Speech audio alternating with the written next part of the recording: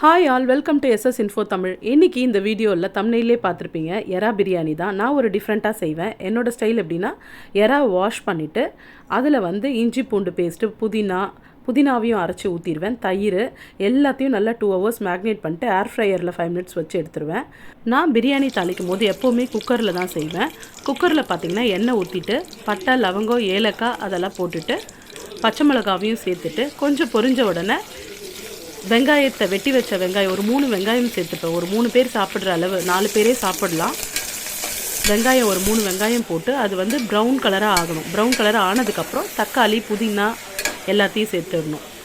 இஞ்சி பூண்டு பேஸ்ட்டு தனியாக இதுக்குன்னு அரைச்சி வச்ச இஞ்சி பூண்டு பேஸ்ட்டு அதையும் சேர்த்துட்டு நல்லா வதக்கிடணும். வதக்கினதுக்கப்புறம் ஏர் ஃப்ரையரில் வேக வச்ச அந்த எறா எடுத்துகிட்டு ஒரு 5 minutes தான் வைப்பேன், ரொம்ப நேரம் வைக்க மாட்டேன். அதையும் சேர்த்து தேவையான அளவு மிளகாத்தூள் போட்டுட்டு லெமன் ஒன்று புழிஞ்சு விட்டுட்டு 1 டம்ளர் அரிசிக்கு 1.5 டம்ளர் தண்ணி தான் வைப்பேன். தண்ணி அளவு தான் பிரியாணி செய்யும் போது ரொம்ப இம்பார்ட்டன்ட். பிரியாணியில் நீங்கள் 2 டம்ளர்லாம் வச்சிங்கன்னா கண்டிப்பாக குழஞ்சிரும். நான் 1.5 டம்ளர் தண்ணி தான் யூஸ் பண்ணுவேன் 1 டம்ளர் அரிசிக்கு. அதுக்கப்புறம் எல்லாத்தையும் நல்லா கிளறி விட்டுட்டு குக்கரோட மேல் லிட்டை போட்டுட்டு ஆவி வருதான்னு வெயிட் பண்ணுவேன். அந்த மேலே ஆவி வந்த உடனே விசிலை போட்டுட்டு கரெக்டாக 7 minutes தான் வைப்பேன், அதுக்கு மேலே வைக்க மாட்டேன். 7 minutesலேயே பார்த்தீங்கன்னா சூப்பராக அது வெந்துடும். உடனே திறந்துட்டு நான் கொஞ்சம் ஆனியனை எண்ணெயில் போட்டு பொரித்து எடுத்துக்கிட்டோம். அப்புறம் அதே எண்ணெயில் பார்த்திங்கன்னா முட்டை வேக வச்சு அதையும் மஞ்சத்தூள், உப்பு போட்டு வதக்கி வச்சுட்டேன். ஏன்னா இந்த இதுக்கு முட்டையும் இருந்தால் ரொம்ப சூப்பராக இருக்கும் காம்பினேஷன். அதுக்கப்புறம் பார்த்திங்கன்னா வெள்ளரிக்காய், வெங்காயம் பச்சடி அதுவும் சைட் டிஷ்ஷாக செஞ்சுட்டேன். அவ்வளோதான், டைம் முடிஞ்சு போச்சு. 7 நிமிஷம் திறந்தால் நம்மளுக்கு சூப்பரான டேஸ்டியான எறா பிரியாணி ரெடி ஆகிடுச்சு. மேலே கொத்தமல்லி மட்டும் தூவிட்டு அந்த வறுத்து வச்சுருக்கேன் இல்லைங்களா வெங்காயம், அதையும் தூவிட்டு கிளறுனா ரொம்ப சூப்பராக டேஸ்டியாக இருக்கும் அந்த எறா பிரியாணி.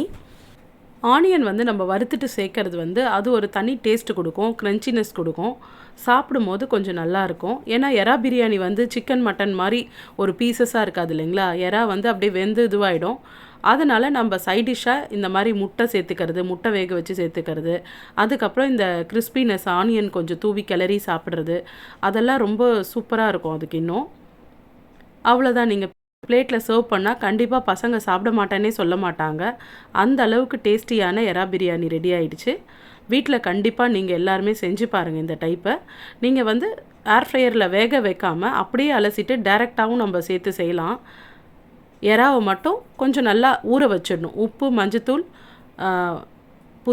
புதினாலாம் போட்டால் ஒரு நல்ல டேஸ்ட் கொடுக்குது. எறா பிரியாணிக்கு சூப்பரான டேஸ்ட் கொடுக்குது, நல்ல அது ஊற அந்த மாதிரி புதினா சேர்த்து நான் இந்த முறை ட்ரை பண்ணேன், ரொம்ப நல்லா வந்தது. இதுக்கு முன்னாடி நான் செஞ்சப்போ ப்ளைனாக தான் செஞ்சுருக்கேன், அதுவும் நல்லா தான் இருக்கும். ஆனால் இந்த இது நீங்கள் எறா ப்ளைனாக சாப்பிட்றதுக்கு இல்லாமல் அந்த மின்ட்டெல்லாம் ஊறுனதுனால ரொம்ப சூப்பராக இருந்தது டேஸ்ட்டு. எங்களுக்கு ரொம்ப பிடிச்சிருந்தது. கிட்ஸுக்கும் நல்லா பிடிக்கும். கண்டிப்பாக ஷேர் பண்ணுங்கள், செஞ்சு பாருங்கள். தேங்க்யூ ஃப்ரெண்ட்ஸ், தேங்க்யூ ஃபார் வாட்சிங் தி வீடியோ. ப்ளீஸ் சப்ஸ்கிரைப் பண்ணுங்கள். நிறைய பேர் லைக் பண்ணாமையே பார்த்துட்ருக்கீங்க, கண்டிப்பாக லைக் பண்ணுங்கள். இந்த வியூஸ்க்கு எங்களுக்கு ஹெல்ப்பாக இருக்கும். தேங்க்யூ ஃப்ரெண்ட்ஸ், தேங்க்யூ ஃபார் வாட்சிங் தி வீடியோ.